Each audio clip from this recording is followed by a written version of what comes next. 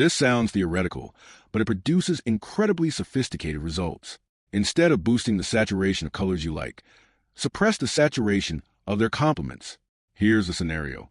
You've got a portrait with beautiful warm skin tones, but the background has distracting blue and cyan elements.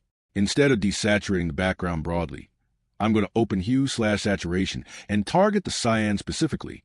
I'm dropping cyan saturation by 40% while leaving everything else untouched. What happens?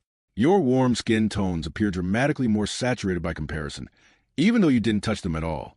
This technique leverages opponent process color perception. Your brain processes colors through complementary pairs. When you suppress one side of the pair, the other side appears stronger automatically.